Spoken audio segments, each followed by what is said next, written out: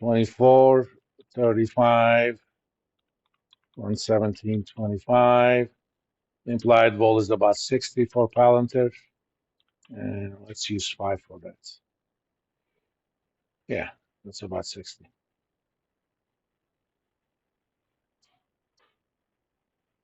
We get our delta correct, which means we use the right parameters. And implied volatility is about 342. So it's as if you're playing with, you would pay 262 on this, multiply that by 342 times 100. It's as if you're playing with, in fact, I don't have to guess these things.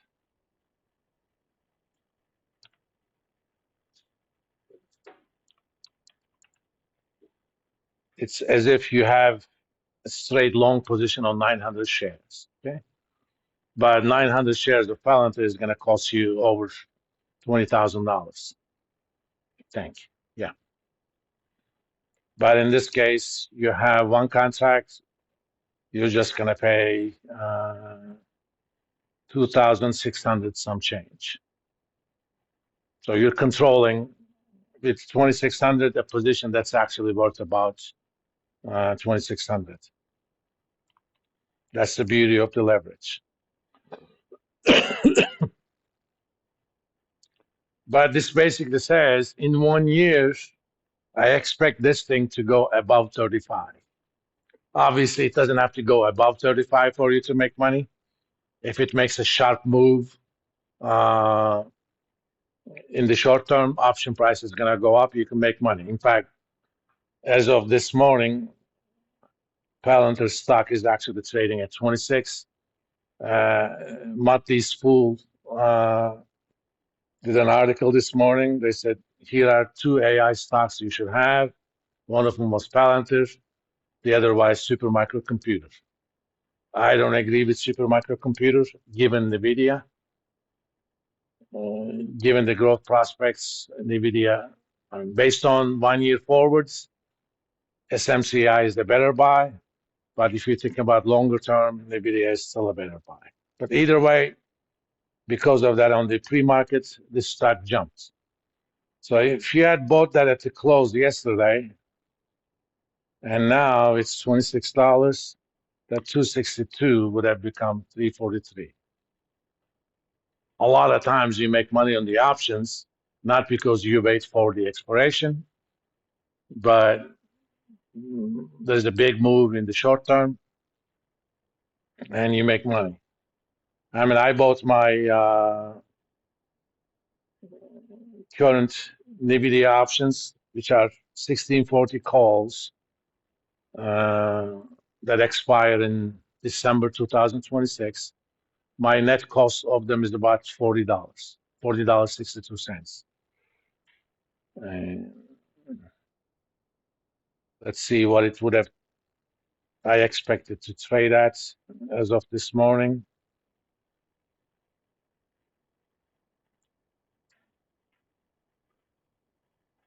$881. These are indicative because market changes its volatility. It's going to be 114. And I bought my first NVIDIA options this year on February 7th, maybe. So in less than a month, my position ran up. Actually, let me put my original position here.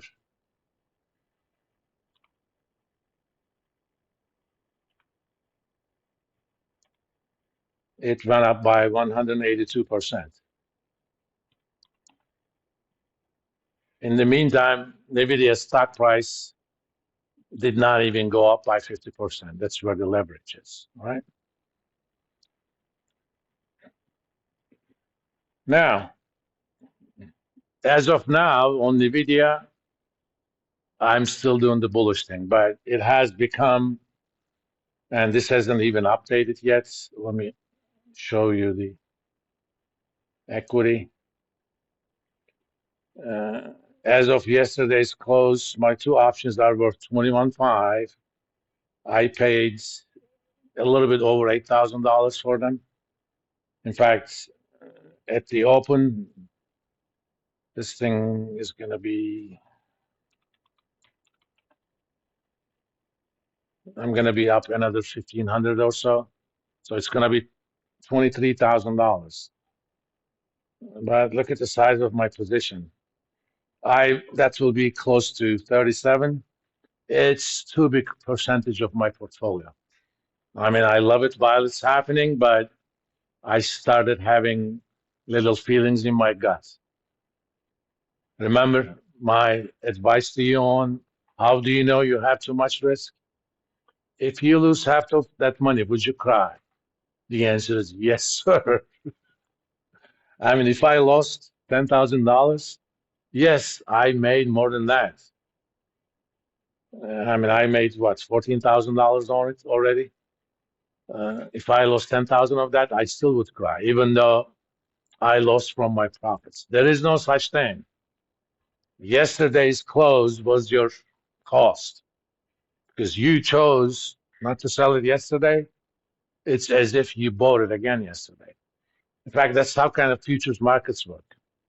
We're going to do some futures markets later in the semester. There's daily settlements. You put up a little bit of margin.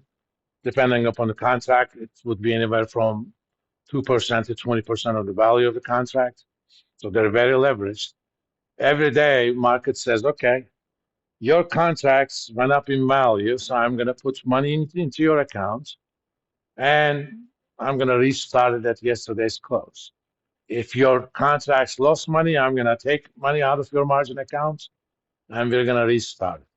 If you lost too much money, you may even get a margin call because you don't have enough collateral to hold that position.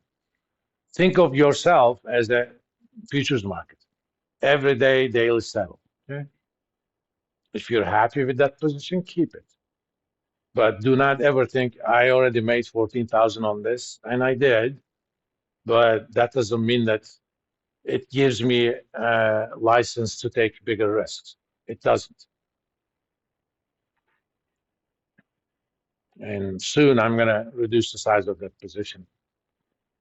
If higher strikes are available soon, I'll probably do a bull spread on that. For example, if a 2,000 strike is available, becomes available, that's going to trade at $77. So what I can do, I can basically sell the 2,000 call. They're going to pay me the 77. The current price is actually going to be, let's go back, 114. Let's round it up to 107. So my net value of the position is 30. But now I have only 30 to lose, or 30 times two contracts, only $6,000 to lose, the max. I mean, I am more bullish than that on NVIDIA, but I am going to consider it. Now, in this case, let's go back to Palantir. My personal opinion, I don't think it's going to hit $35 in a year. Okay, there's a good chance it's going to hit 30 or above. So bull spread, not null spread, bull spread.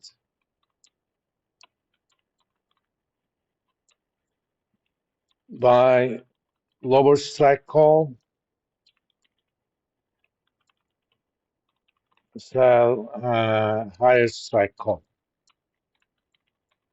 So your net premium is going to be 370 minus 259, 111. I'm going to pay only $111 for this position. But my upside is also limited by $5. If the stock closes about 35 at maturity, what's the value of the highest strike call?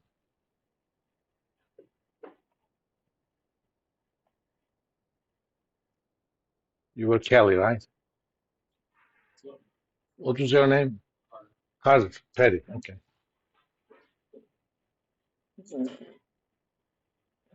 You have a 35, or you sold a 35 call